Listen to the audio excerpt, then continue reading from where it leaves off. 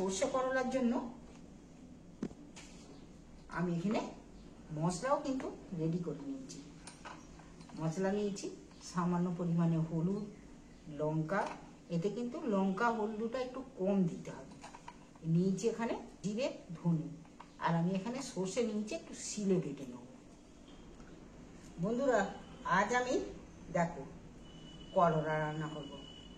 করলা অনেক কিছুই খাওয়া যায়, শুক্তো, ভাজা, ভাতে। আজ আমি করলা সর্ষে বানাবো।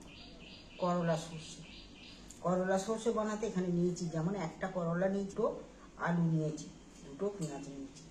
তাই করলা সর্ষে বানাতে আজ কিভাবে করলা সর্ষে বানাই তোমরা বন্ধুরা আমার সঙ্গে থাকো। এবার আমি করলাটা কেটে নিই, আলু, করলা, পেঁয়াজ সবই কেটে নেব।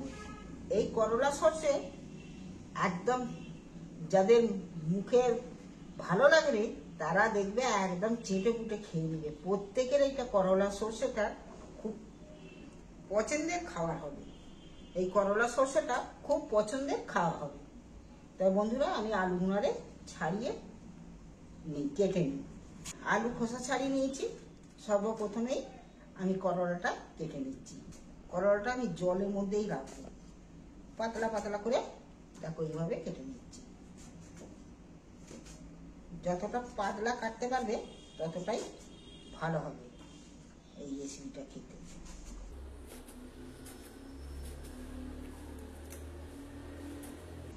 একটা করলা দিয়েই এমন একটা সুস্বাদু তরকারি রেসিপি হবে, একে দিয়ে আর আঙুল চেটে কুটে খেয়ে নেবে। করলাটা কাটা হয়ে গেছে। করলার যে বীজগুলো আমি ফেলে দিচ্ছি একটু।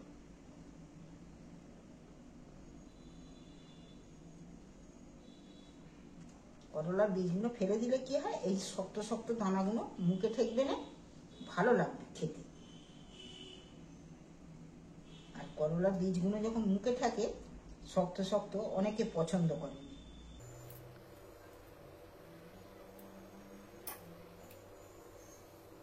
করলাগুলো এই চাকা চাকা করে কাটার ফলে এর বীজগুলো খুব সহজেই কিন্তু বের করা যায়,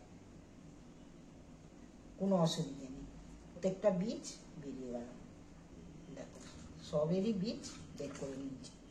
এবার আমি ধুয়ে আলাদা একটা থালার মধ্যে তুলে নিচ্ছি। আলু পেঁয়াজের খোসা আমি দুটোকে ছাড়িয়ে নিয়েছি। এবার আমি আলুগুলো কেটে নিচ্ছি।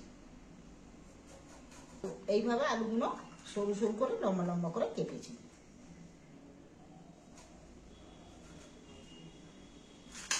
আলুগুলো একই রকম সরু সরু করে কেটে নিয়েছি। এবার আমি আলুগুলো তুলে নিচ্ছি জল ঝরিয়ে।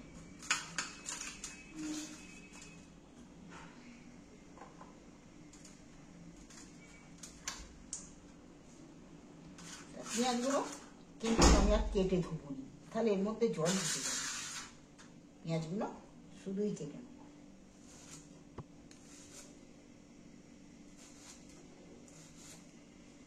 পেঁয়াজগুলো আলুর মধ্যেই রাখছি।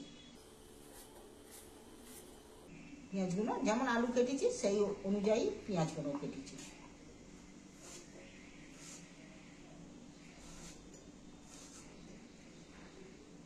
দেখো আলু পেঁয়াজ কাটা হয়ে গেল।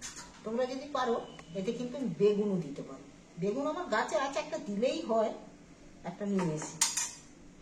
করলার ঝালে একটা বেগুন নিয়ে যেয়ে দিই, ভালো লাগবে। কিন্তু গাছে মোটামুটি খাওয়ার মতন একটা করে বেগুন হচ্ছে। বেগুন আছে, এখনো গাছে বেগুন আছে। এখানে আছে, ওখানে একটা বড় আছে, সেইখানে একটা আছে, ওইখানে একটা আছে, বেগুন আছে। আবার ওই গাছটায় একটা আছে।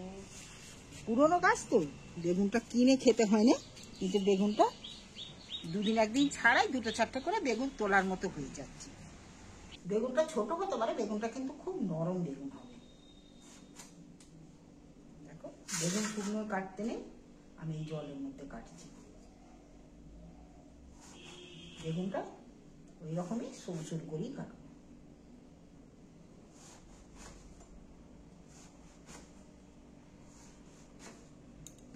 একটা পোকাও নেই, কিছু না, একদম ফ্রেশ বেগুন আর খুব নরম বেগুন।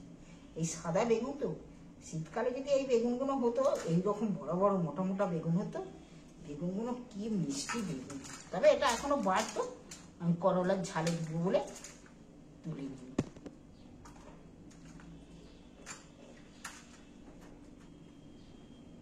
দেখো, সর্ষে করলার জন্য আমি এখানে মশলাও কিন্তু রেডি করে নিয়েছি। মশলা নিয়েছি সামান্য পরিমাণে হলুদ, লঙ্কা। এতে কিন্তু লঙ্কা হলুদটা একটু কম দিতে হবে। নিয়েছি এখানে জিরে, ধনে, আর আমি এখানে সর্ষে নিয়েছি, একটু শিলে বেটে নেব। চলো বন্ধুরা, তাহলে এবার গ্যাসের কাছে যাওয়া যাক। এখানে গ্যাস জেলে কড়া বসিয়ে দিয়েছি। এবার আমি কড়ার মধ্যে তেলও দিয়ে দিয়েছি করলাগুলো ভাজার জন্য। তেলটা গরম হয়ে গেছে, তেলের ঝাঁঝে উঠে গেছে।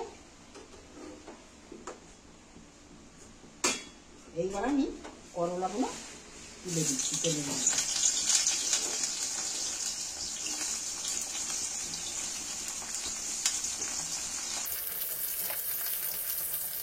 সামান্য একটুখানি হলুদ দিয়েছি।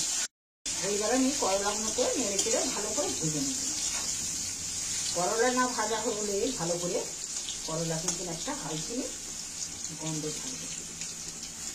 যে কোনো রেসিপি করতে যাও না কেন, করলাকে ভালো করে ভাজতে হবে। দেখো, করলাগুলো না ভেজাতে অনেকটাই কিন্তু ভাজা ভাজা হয়ে এসেছে। করলাগুলোকে নাড়াচাড়া করতে করতে ভালো করে সুন্দর করে একদম নিরস করে ভাজা হয়ে গেছে। করলাগুলো আমি এবার তুলে নিচ্ছি।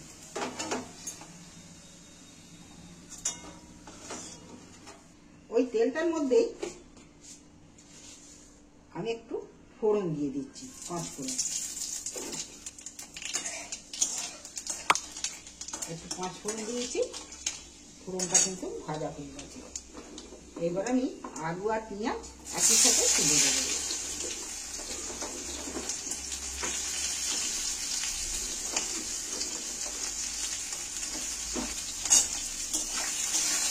এইবার আলু আর পেঁয়াজ একসাথে তেলের মধ্যে ভালো করে নাড়াচাড়া করে ভালো করে একটু ভেজে নেব। দেখো, আলুগুলো নাড়াচাড়া তেলের মধ্যে নাড়তে নাড়তে আলুগুলো ভাজা হয়ে এসছে। এইবার কাটা বেগুনগুলো তুলে দিচ্ছি। এবার বেগুনগুলো সব শুকনো একবারে ভালো করে নেড়ে চেড়ে নিই। বেগুন বেশি ভাজা করে নিলে এইবার আমি এক এক করে মশলাগুলো দিতে থাকবো। প্রথমেই আমি হলুদটা দিয়ে দিচ্ছি। হলুদটা দিয়ে ভাজা মতন করে একটু নেড়ে নেব। শুধু হলুদটা দিয়েছি এখন। হলুদ সবজির মধ্যে দিয়ে যখন হয়ে আসবে, হলুদ কিন্তু যে কোনো রেসিপিতে হলুদটা প্রথমে দিয়ে একটু নাড়াচাড়া করে নিলে হলুদ গ্যাসটাও কেটে গেল, আর কিন্তু তরকারির কালারটা কিন্তু খুব ভালো আসে। দেখো, হলুদটাও ভাজা হয়ে গেল। এইবার আমি এখানে যে মশলা রেখেছিল, জিরেটা প্রথমে দিয়ে দিচ্ছি, ধনে আর সামান্য করে লঙ্কা। তেতো তো, খুব লঙ্কা দরকার নেই। আমি এখানে স্বাদ মতো নুনও দিয়ে দিচ্ছি। এইবার আমি সব উপকরণগুলো দিয়ে একটু তেলের মধ্যেই সবজিগুলোর সঙ্গে একটু নেড়ে চেড়ে নিচ্ছি। সামান্য একটু জলও দিচ্ছি।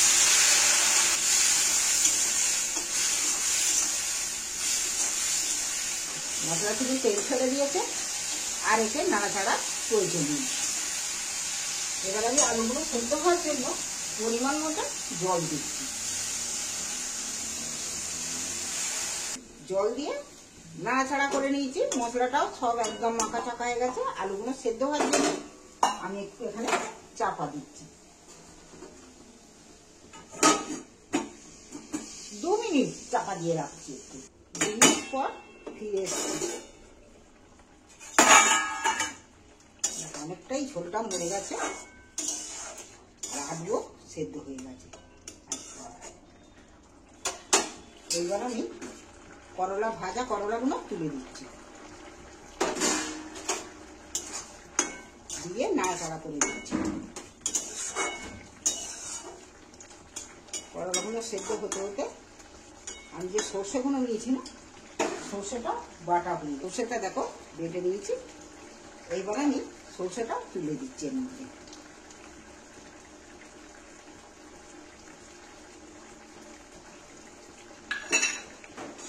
সর্ষেটা দিয়ে আমি একদম ঘেঁটে দিই।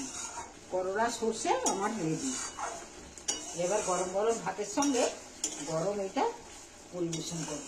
দেখবে আঙুল চেটে ফুটে ভাত খেয়ে নিচ্ছে, ভাতও দুটো বেশি হবে এই রেসিপি দিয়ে। যা দারুণ সেন্ট উঠেছে না। এবার আমি গ্যাসের ফ্লেমটা কমিয়ে দিচ্ছি, অফ করে দিচ্ছি একদম। এইবার আমি একটু ঢেলে নিচ্ছি। তোমাদের এই রেসিপি বানিয়ে খেয়ে দেখে তোমাদের যদি ভালো লাগে চ্যানেলটা অবশ্যই সাবস্ক্রাইব করবে, আর কেমন হয়েছে কমেন্ট করে জানাবে যে কেমন খেলে, জিনিসটা খেতে ভালো লাগলো কি না।